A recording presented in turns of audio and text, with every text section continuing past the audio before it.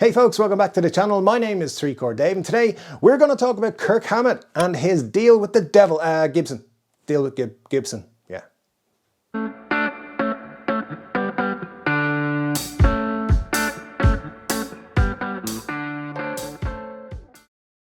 We're going to talk about that deal from Kirk Hammett and Gibson in just a moment. But first, I'd like to say thank you to everyone who has subscribed to the channel. I've had an unbelievable week here on YouTube, nearly 500 new subscribers. That means so much to me. It really does. And as you know, I'm trying to get to 5,000 subscribers before the end of September. Here's our latest figure.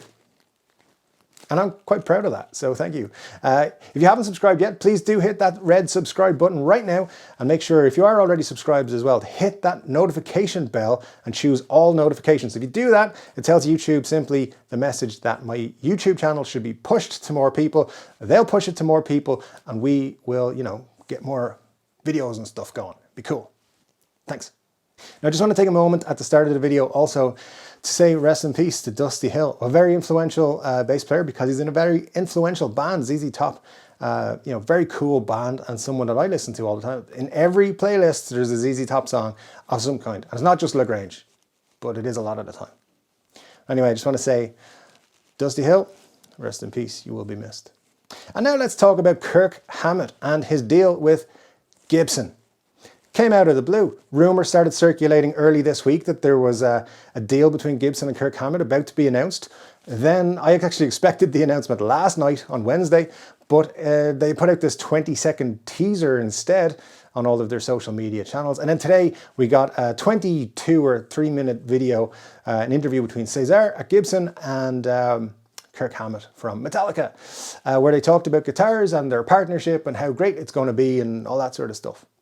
Now, there are some pieces of information that I have that I can give you. I don't know exactly what's coming from Gibson or what Kirk Hammett is designing or what's going to happen with them or what they're going to be like, but something to be aware of. And if you watch the interview on the Gibson channel, they don't say your Gibson guitar collection or your Gibson family collection. They mention equipment. So what's going to happen is, I'm pretty sure it's safe to say, we're going to get some Mesa Boogie amps with Kirk Hammett's signature on them. And that's because he's obviously fairly well known for using Mesa Boogies, or he was, particularly earlier on in his career, I believe. And also something from early on in his career is a 1979 Flying V. Pretty sure we're going to see that reissued. It's going to be like his signature thing, the 79 Flying V. Pretty cool. And Cesar, we know, loves the Flying V, so not really surprising that he is bringing that out with Gibson. Now, of course, Kirk's had some deals with ESP in the past, and there's been all kinds of guitars. So there's a lot of speculation as to what kind of guitars we're going to get. So if I'm going to throw my 2 cents into that rumor mill, what I would say is, look, you're getting at least one Flying V. I wouldn't be surprised if there was a second one in there, a little bit of a secret one. A Les Paul Standard is probably fairly safe bet, to be quite honest with you. Something that might happen, and you might need a lot of money for, is a reissue of Greenie, the 1959 Les Paul that was previously owned by Peter Green and Gary Moore. I mean, the 3 well-known owners of that guitar are just, awesome. So, that guitar has so much history, so many great songs and everything in it. So that's going to be an interesting one. I do think that's going to be like a custom shop, really, really expensive job. Something else to look out for, might be interesting to see.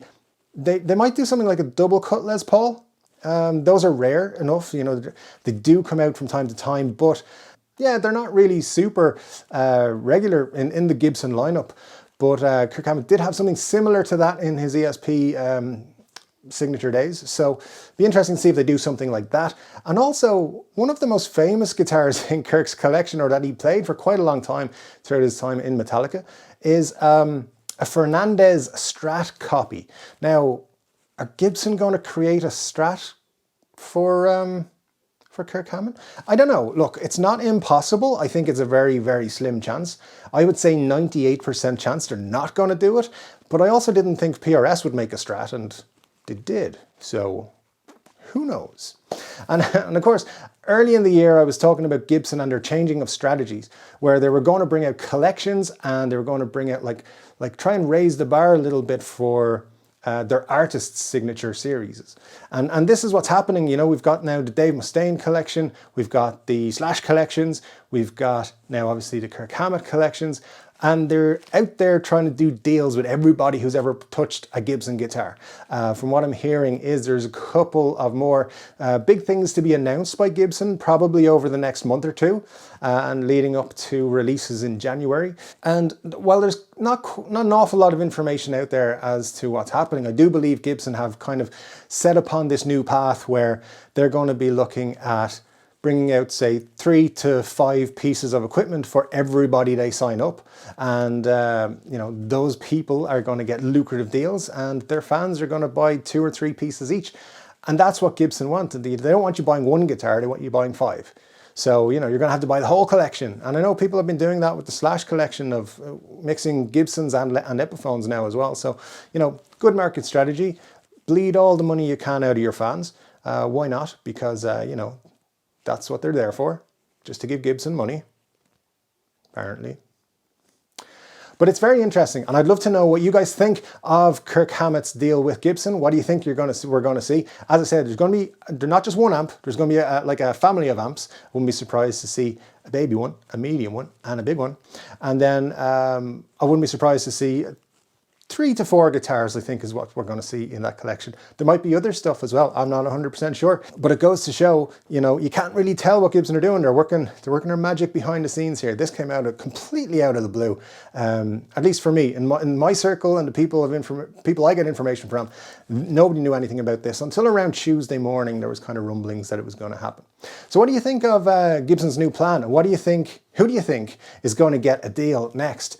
You know, I've heard rumors, but I'm not like nothing that I want to say anything. But I would say, Gibson, if you're out there, just reissue some Dave Grohl guitars. You'll make a butt ton of money, and people will snap them up. They're very popular on the secondhand market, and that's all I want, really. Pretty much, you've done the Slash thing, you made a mess of the Epiphone stuff, but the Gibson side of things, they are making some interesting moves, and I'm really looking forward to seeing what they do. So let me know what you think or who you think is going to get a signature Gibson next. Definitely, you know, think of people who've been around a while, and think of people maybe on the heavier side, because that seems to be who they're targeting. Dave Mustaine, did you really see him coming to Gibson?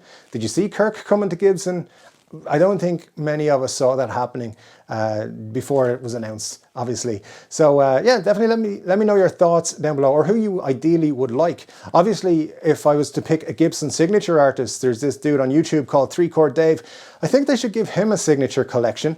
They'd be €499 and everybody would get one. They'd come in a chainsaw replica case, and they'd be super cool gold tops. Yeah, so look forward to that. Obviously, that's not actually happening, just in case. Anyway, guys, thank you very much for joining me today. It has been a pleasure. Thanks again for subscribing and for hitting that like button, the notification thing, and all of that stuff. I'll be back to you again at some point over the weekend. And until then, take care.